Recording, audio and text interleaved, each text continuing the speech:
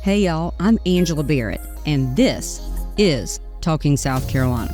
Now y'all take a load off and listen, because no matter if you just moved here, thinking about moving here, been here your whole life, or you just plain nosy, bless your heart, I'll have something for you. Like, who's living in High Cotton? Who's madder than a wet hen? Places to go if you got a hankering for fried chicken, and where you can go to get drunk as Cooter Brown. We'll talk pig pickings, cow tipping, tillions, hay rides, who's buttering whose biscuits, what's a case quarter, and lots of other stuff. So stay a while. Y'all, it's gotta be a hoot. This episode of the Talking South Carolina podcast has been brought to you in part by HomeMattersSC.com, professional real estate services and marketing in the Midlands of South Carolina for people who want more. And by SimplyArley.com, video editing, podcast production and consulting, graphic design, you name it. And now, she's a realtor by day and a podcaster by night. Here's your host of the Talking South Carolina podcast, Angela Barrett. Hey guys, thanks for joining me this morning on this gorgeous day, much unlike the first of our week. It's our pleasure to be here. Thank you. Yeah, sure. Thank you, Angela. Guys, I have Gail. Is it Corvette, like Corvette car? Just like the car. Oh, nice. Who is the president of Charleston Symphony Orchestra League. And I also have Michael Smith, who is the CEO and the director, oh my goodness, of a lot of things, of the Institutional Advancement Sims. And how do you say that? Oliphant. Oliphant. See, I told y'all before we started, I didn't know a whole lot about music. I don't even know Oliphant. Tell me what that is. It's her name. The director. Oliphant. Okay. See, I was thinking that was an institution. Sorry. So see, there we go. So tell me about the Charleston Symphony. Sure. I'll start, Gail. Yeah. So the Charleston Symphony is one of South Carolina's largest professional performing arts organization. And we perform large-scale orchestral concerts with a big symphony orchestra of about 70 or 80 musicians on stage at the Gaillard Center downtown. So our flagship series are Masterworks and Pops. Our Masterworks is really the great classical music of the last 400 years and today. So you're thinking anywhere from Bach to Mahler, Strauss, Beethoven, Tchaikovsky, and then all the way up to today, where we celebrate composers that are living today, and many of whom live and work in our community, like Edward Hart, who's on faculty at the College of Charleston.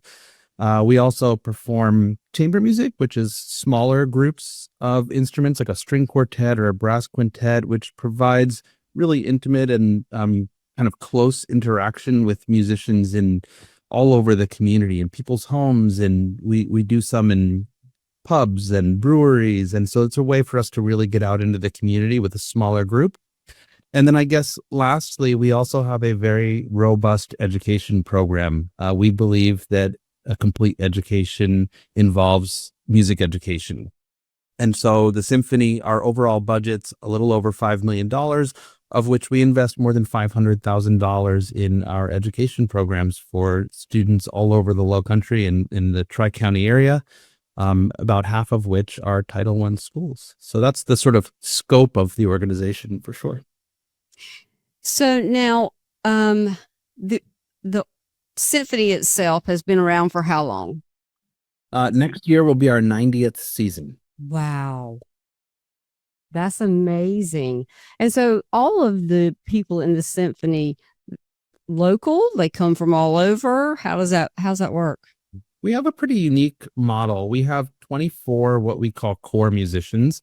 And I sort of joke about this, but it's like Noah's Ark. We have pairs of each instrument. So we have 2 trumpets, 2 trombones, 2 bassoons and oboes. And that serves ultimately as the sort of artistic leadership of our organization. Now, many orchestras, like take a large city like New York or Chicago, they might have 100 core musicians.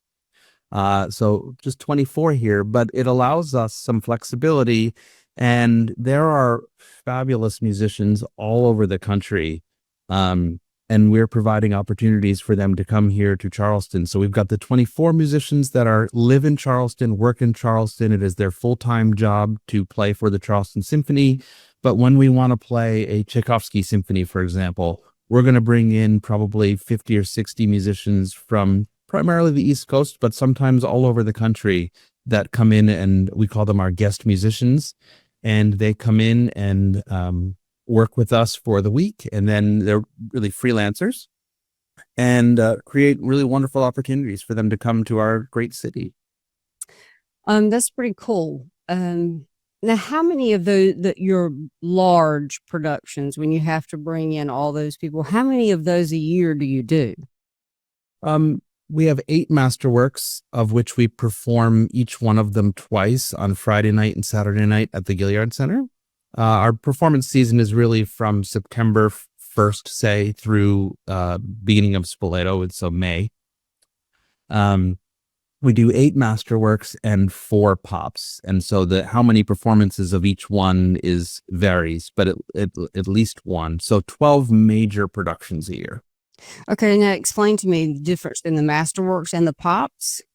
So masterworks is your sort of we'll call it really classical music. So Tchaikovsky, pops is a little bit of a catch-all term, but it's our way of sort of being less formal, less serious. It's a chance to really engage a much broader audience. So we might do this weekend. We've got the music from James Bond movies, but we also have Frank Sinatra. Next year we have a Cirque show coming in where we'll have classical music, but there's going to be acrobats and dancers and jugglers and things sort of flying above the orchestra during that time. So it's a way for us to do some really innovative programming where either it's for families or not necessarily. It's just a way to have, if maybe Tchaikovsky, you don't know that you love Tchaikovsky, it's a way to kind of come experience it for a first time in a really non-threatening way. We'll put it that way. Neat. And if I might brag on the Charleston Symphony for a moment, they made their Carnegie Hall debut just a few weeks ago. Wow, nice. Well, congratulations. That's a pretty big accomplishment there. That is nice. The other question that I had for you, as far as the smaller performances, I know you said restaurants and bars and people's private homes, I'm assuming weddings, and this is usually maybe a 2 or 3 person kind of thing, or? I wouldn't call it, and it's not weddings. I mean, and they could be in churches, homes, restaurants, other places. There's really serious music written for these smaller groups. So whether it's, Brahms or Mozart or Haydn, there's really serious repertoire for for example, a string quartet. And so putting a string quartet at the Gilliard Center, which seats 1,700 people with so few musicians on the stage, you don't really feel connected to the performers in that way. So finding smaller venues where you can fit, say, I don't know, one of our great partners is the Charleston Library Society. And so we perform there for, let's say, 150 or 200 people at a time, and you're really up close to the musicians, hearing really great music.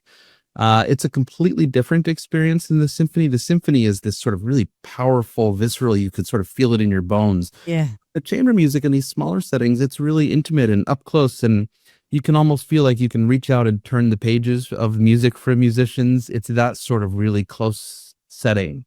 And so they're both really unique in their own right. Nice. Now, Gail, you're the president of the Charleston Symphony Orchestra League. Tell me what you guys do. And I know it's very affiliated with the Charleston Symphony, but tell me what you guys do. It is. The CSOL is a multi-talented group of more than 300 dedicated volunteers whose purpose is to support the Charleston Symphony, encourage talented young musicians, and inspire classical music lovers for generations to come. The CSOL has consistently been the largest institutional donor to the CSO, having donated nearly $5.5 million since the year 2000. We also provide scholarships for music students and the Charleston Symphony musicians. And last year we gave $42,000 Wow. in this endeavor. We just auditioned 79 school-age students for scholarships a couple of weeks ago, and we'll be announcing those very soon. We also advocate for music education and funding for the arts in the Low Country, and we've been at this for more than half a century. Yeah, that's really nice and much needed. Because Could I make a comment? I think that this is important that Gail, neither one of us really mentioned. Both of our organizations are 501c3 nonprofit organizations. And so the symphonies, I think I mentioned, is a budget currently of just over $5 million.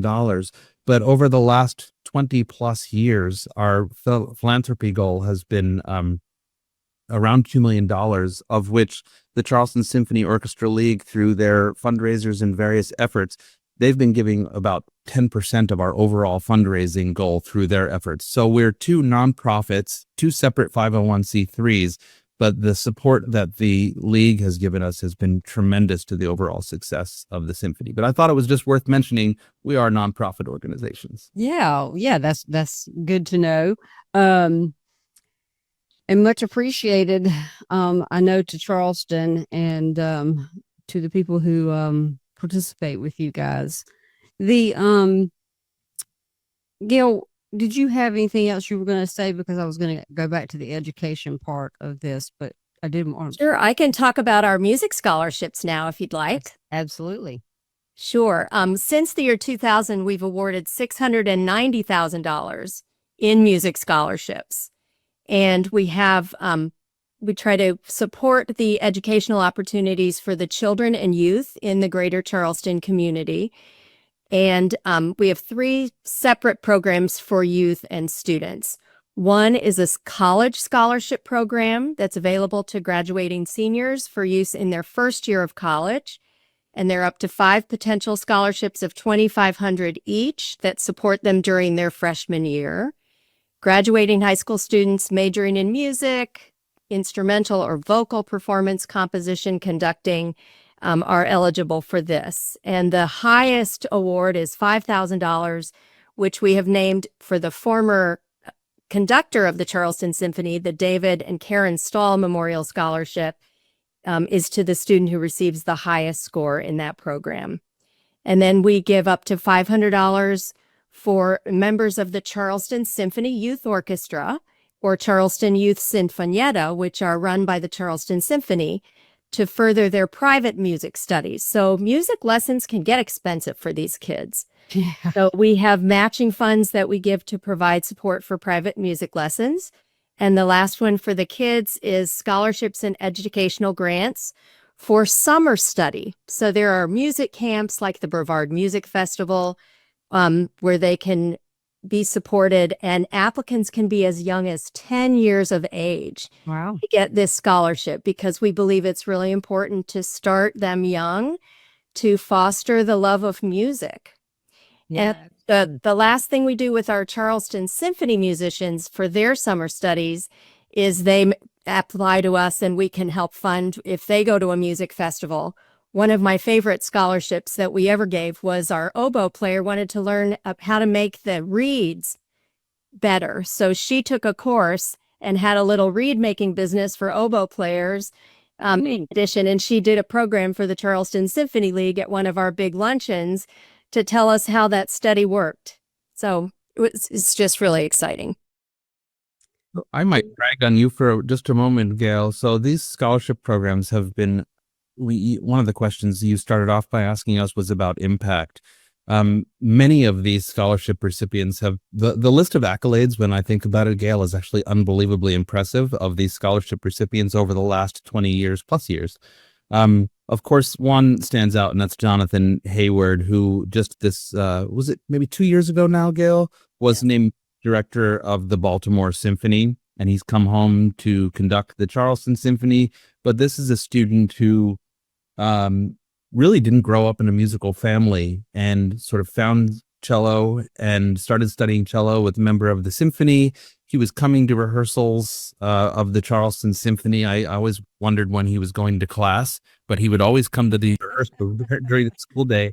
And he's now, he's got this amazing, prolific career of both the music director of the Baltimore Symphony, conducting organizations like the LA Phil and Seattle Symphony and others. And also recently named the conductor of mostly Mozart festivals. So these scholarships, we can actually track the success of the people that have received these. And it's been, I think, something to be really, really proud of. Yeah, that is amazing. Especially the story, like you said, of the student who came back and all he's accomplished. Yes, we've got one of our scholarship winners who's the principal violinist for the Pittsburgh Symphony. Her name's Shannon Fitzhenry. And another, Nick Bentz, is getting his PhD in composition and has had several of his pieces composed. And he's a world-class violinist in his own right, and came back this December to give a concert to benefit the Symphony League because he's so grateful for the support that we've given him when he was just getting started. So I want to go back to something you mentioned. You said the Youth Symphony. So tell me more about that. Youth Symphony is one of our core education programs. And so that is a chance to have these young musicians have a place to come together and play in a symphony orchestra, which sets all strings and winds and brass. It is meant to enhance or supplement what their music education in schools. And so it's an extracurricular activity. And the good thing about this is they get training with our professional musicians on a weekly basis for 30 weeks a year. So they're getting really, really significant experience. And we have two orchestras. One is for some of the younger students that are just starting out. And so, and then we have an older, which is more a high school aged group, where they get this really intense training. And really it's, whether they want to become professional musicians or not, the skills and experiences of studying music in this setting have, again, it's wonderful to see, sort of track where they go to college and what they do and what they end up doing with their lives. And it's again, quite impactful. So we've got about 130 kids, 150 kids from all three counties participating in this, from about 6th grade through 12th grade. And Michael, how many of the CSYO musicians performed at Carnegie Hall? That's yeah. So when we went to Carnegie Hall, this is just recent. It was on February. We didn't just bring the Charleston Symphony. We brought the Charleston Symphony Youth Orchestra and the College of Charleston Orchestra. So we had 65 youth symphony students that got the performance of a lifetime at Carnegie Hall, and then also the College of Charleston Orchestra came. So we really brought all of Charleston with us. Yeah, it sounds that way. Oh, they'll never forget it. Yeah, no. Oh, gave me goosebumps. That's pretty neat. Now, Gail, how do you raise all the money for these scholarships and to help the symphony? Good question, Angela. Blood, sweat, and tears, I'd say. I didn't say. It is a joy to raise money for the Charleston Symphony because every time I go into that concert hall, I am moved. And to know that my contributions for volunteering made a difference. One of our volunteers recently said to me, I can't really personally give $60,000 to the Charleston Symphony, but I can give my time and my contacts and my effort to do the Kiowa Tour of Homes, which raised $60,000 last fall. So we have some signature events that we do. I want to highlight two that are coming up this spring. Yeah. One is our Rhapsody Raffle, where tickets are on sale now for anyone wherever you live. You can buy a raffle ticket by going to our website, csolinc.org. And the prize is related to music. We are so excited about this connection to our mission in what we're raffling off. For years, we raffled off a car. And this year, we're raffling off music. So there's a trip to Rome for two to the 2025 Rome Chamber Music Festival, which will be held June 16th through 19th. The raffle includes 5 hotel nights. We've already made the hotel reservation for you where the musicians and the music director are staying. One of our symphony orchestra board members will be their escort.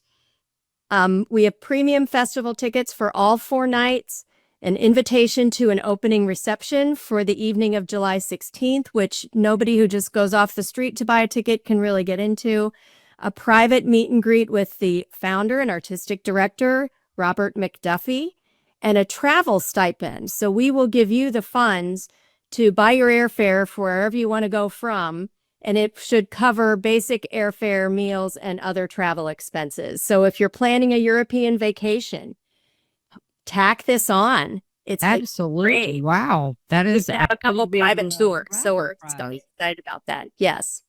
Yeah. And we'll be drawing the prize for that at the end of our pop-up house tour. Would you like me to share that with you now? Absolutely. Okay. Historically, we did 43 designer show houses. And this year we're trying something different. So we'll be touring, setting up a tour of a historic, beautifully renovated home in the center of Charleston's historic French Quarter. In addition to house tours Wednesday to Saturday for 2 weekends, and that will be announced. We have an opening night soiree, which will be held French bistro style in the Dock Street Theater.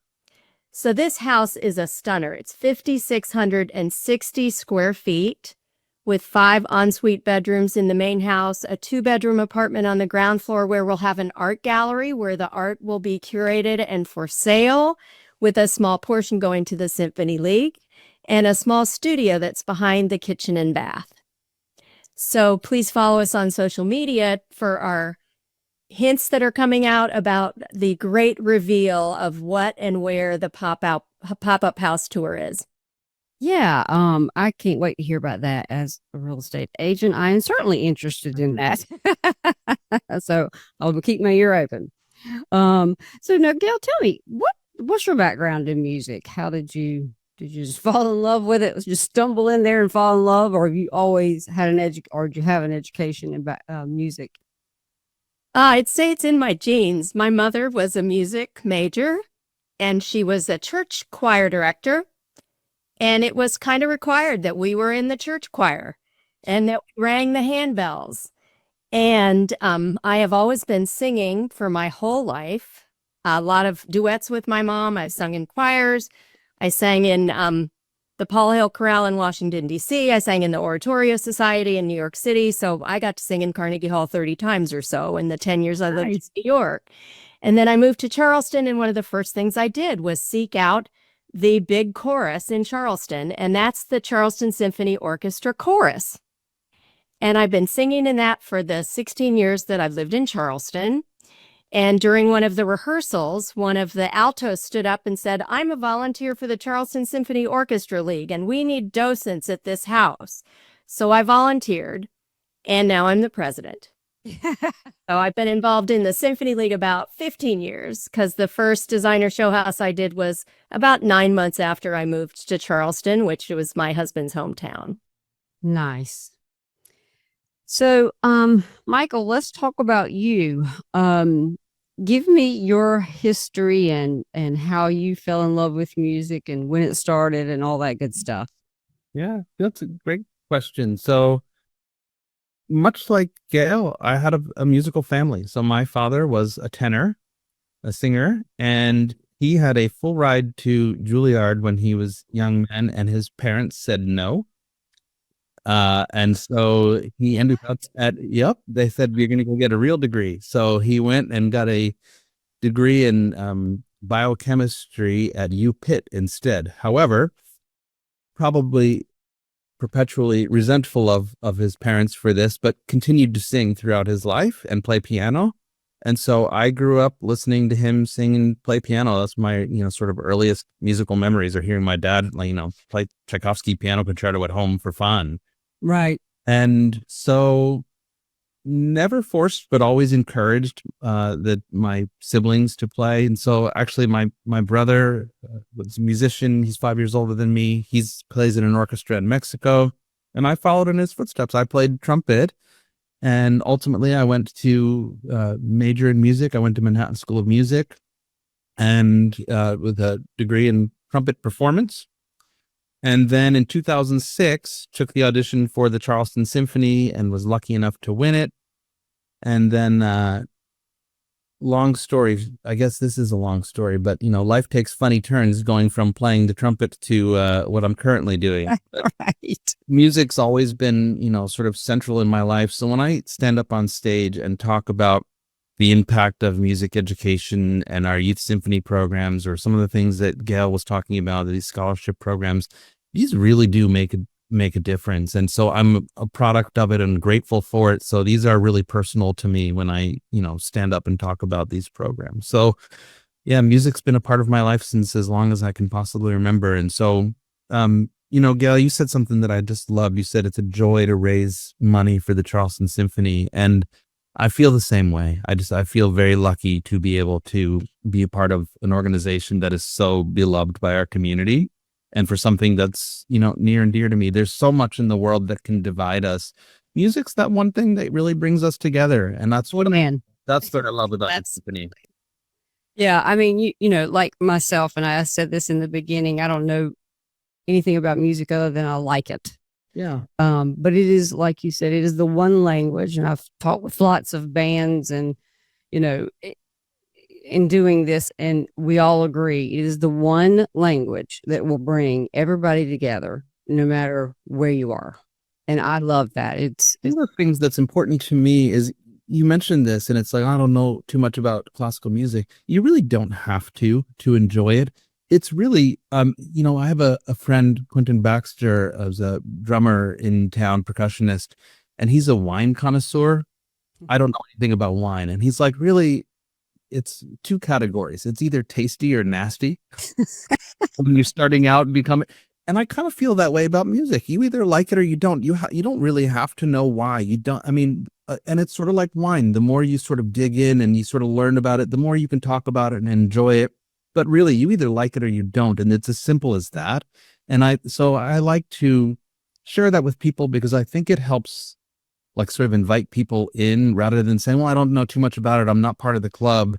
You don't have to be. You either come in and you enjoy it or not. I honestly can't think of any human being that would come in and listen to a Beethoven symphony and say, I don't like that, or I'm not moved by that. They don't have to say why. And, over time, maybe you figure that out. But I think people just come in and get the goosebumps and then figure out why later.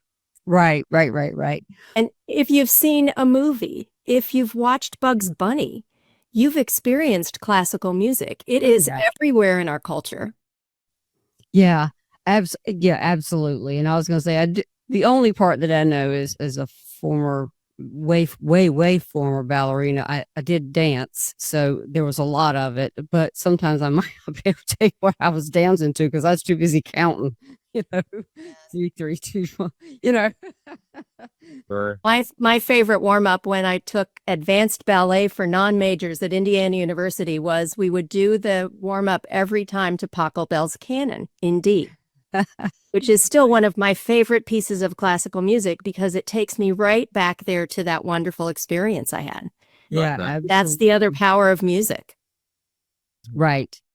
And I know we've talked about the impact that both of you guys, the league as well as the symphony, have in Charleston, to everyone, but especially to the youth. And again, for those that might be listening, I know that as a ballerina, to become a professional musician is quite a commitment.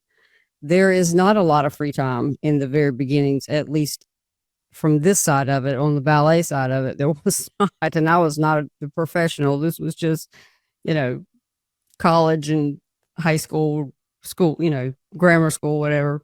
But it's quite the commitment, but that's also discipline, as we said. It sets the tone for those youth later on in life. they have those disciplines because they had to do that with the music, right? Yeah, I love this conversation because, and I'm going to relate it to something that might speak to a broader audience. Sure. Becoming a professional musician, particularly a symphonic musician, but really any genre of music, is quite akin to becoming a professional athlete. So the path of making it to, quote, the major league for, baseball or the NFL or something like that, you're looking at, a fraction of a percent. I don't know the exact stats, but it's single digit percent of people that attempt this make it to the highest level. It is very similar in classical music. The difference is, the payout at the end it's a different reward, the financial model of it.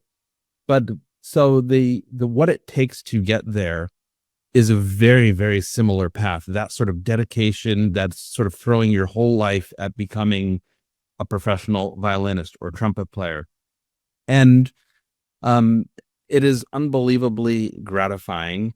And when I think about the sort of percentage of people that are able to do it, it is really small. But what I love about it, whether your student or your child is playing, a sport or music, it is that discipline, that commitment to being excellent at something that prepares you for pretty much whatever you want to do for life. Right. I just recall when I changed my career from being a professional musician to what I'm currently doing, it was a little uncomfortable conversation to call my trumpet teacher who invested so much time in me and say, hey, I'm going to put a suit on now and do something completely different. And his comments to me really uplifted me. He said, I didn't teach you how to play the trumpet. I taught you how to be successful. And so that was inspiring for me, but it just really made me think, people don't think of musicians like you said, they have to throw everything they have in order to be elite, without the payoff of a professional athlete, but it's the same pursuit. And it is that sort of small percentage that actually become professional musicians, but the everything that goes into that is applicable in other areas of your life. Maybe that's sort of where I'm rambling towards. Yeah, no, I totally agree. People who have had to learn or wanted to learn that discipline, whether it be music or dance or whatever the profession you wanted to choose, and all the hours and time that is spent long before you sat down in that chair or hit that stage, people can't fathom. I mean, they just can't fathom. And so it sets you up really for success later on in life. So encourage, all parents of children, find a way for them to be in some form of, that kind of recreation to help your children. Because it's fun when you're young. It's just later on it clicks. I need to put a little more in this, Yeah. So the Charleston Symphony has a fellow program where we have students who want to be professional musicians study with the Charleston Symphony. And one of our musicians also is studying neuroscience. And there's been a connection between music and the brain. Oh, sure. Oh, hang on, I can't hear you. Oh, okay, you're back. go ahead. I don't know what happened. Can I tell everybody how they can join the Charleston Symphony to help support this wonderful endeavor? And the more money we raise, maybe the more the musicians can make. Back to Michael's earlier point. Yeah. I mentioned earlier we have more than 300 members. It's easy to join. People can just go to our website. We started something 3 years ago because we said, we need younger people in the concert hall and we need younger volunteers. So we have a membership category called the Dynamics, which is for our under 40 set, under 40-ish. We don't check ID.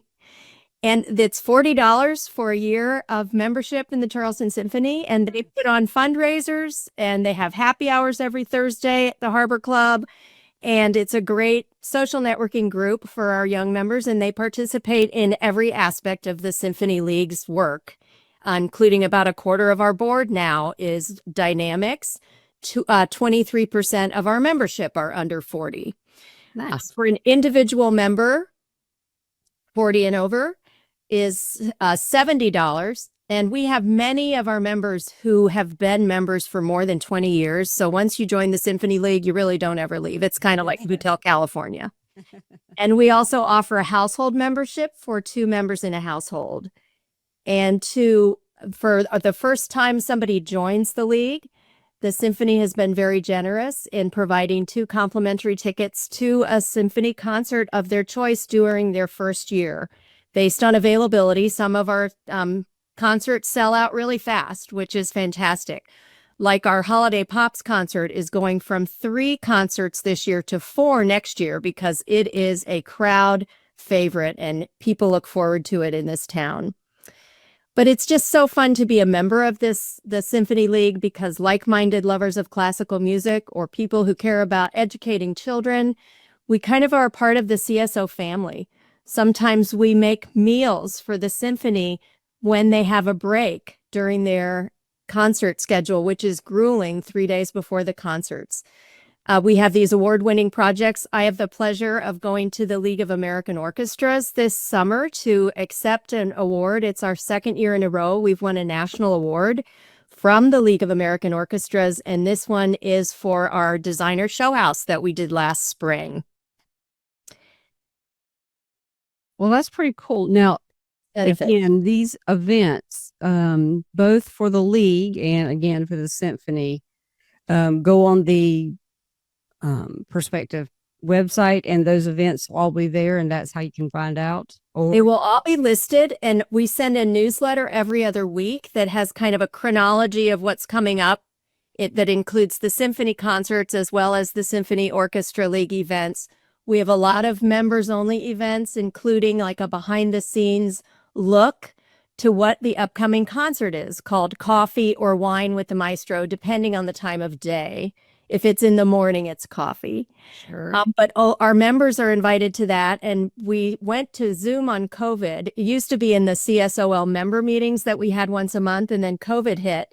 And so we went on Zoom, and the Symphony liked this programming so much that now some of their top donors and season subscribers are also invited to this Coffee and Wine with the Maestro. So for those of our members that are not big contributors to the Symphony, because we're all in different socioeconomic levels, they get this insider access to meet the musician. Last week, we had a wonderful tea that was a fundraiser for us with Joanne Folletta, who was a groundbreaking female conductor, and she was so inspiring.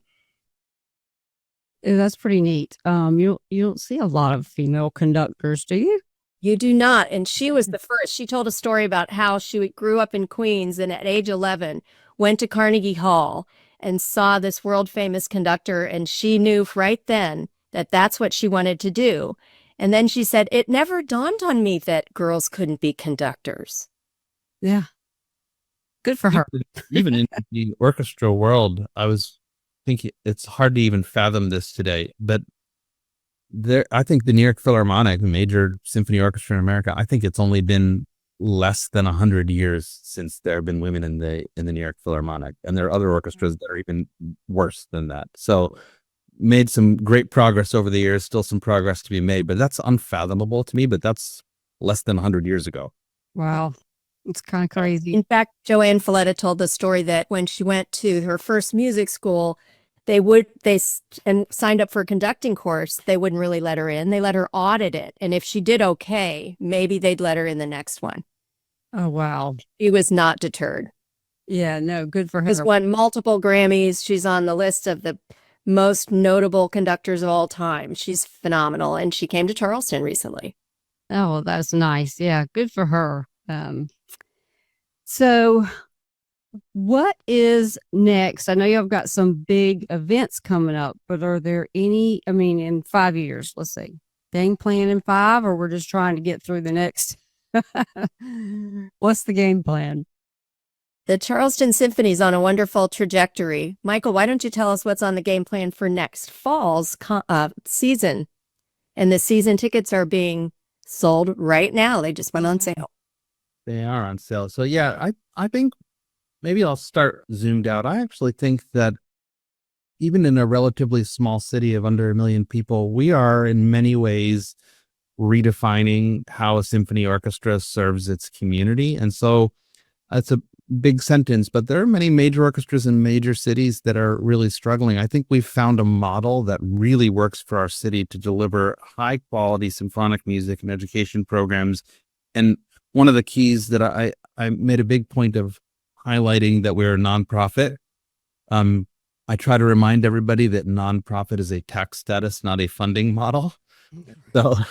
So we managed to do this in I'm really proud, in a really financially sustainable way. So what that looks like going forward is the way I view this is how much more can we be for Charleston today than we were yesterday? And that's through our programming, both on and off the stage and in our classrooms. And so next year, Gail was sharing, we have a lineup that you would see at a major orchestra in a major city. We've got pianists like Emmanuel Axe, who is the living legend. We've got James Ennis, a violinist, again, living legend. And our sort of tagline is music for everyone. And it harkens back to what I said before. I think everybody, if they would just walk in the door, and it's up to us to make that invitation. And so here's my invitation: walk in the door, and I'm quite positive that you will be transported and get those goosebumps. And so it's just a matter of taking that first step. And so we're going to keep sort of defying the trend. Classical music is really niche, right? And just Gail pointed out the trajectory of our organization. Our audience is up 75% since before the pandemic. Many orchestras have not gotten back to par from before the pandemic. And it's because we have this view of, maybe said simply, just sort of connecting and reflecting our community through music. And so when I look at the future, what are the activities and events and subjects that we can explore through music that accomplish that? And so, Nice. Again, our performance season is September through May, and subscriptions are on sale for next year. Subscription gets you great seat discounts and some of those behind the scene access things that Gail was describing earlier. Yeah, how interesting. Nice. Yeah, so we definitely need to get online and get all of that taken care of so we don't miss anything, right? Yes, and buy your raffle ticket. Yeah, that's right. Buy a ticket to our pop-up house tour. Yes, quite the prize. Well, guys, thank you so much for being with me today. This has been a pleasure. I not only got to talk to you, but I also learned a few things. So thank you very much. Thank you, Angela. It's a pleasure to serve the Charleston Symphony. Absolutely. Have a great day, guys. Thank you. You too.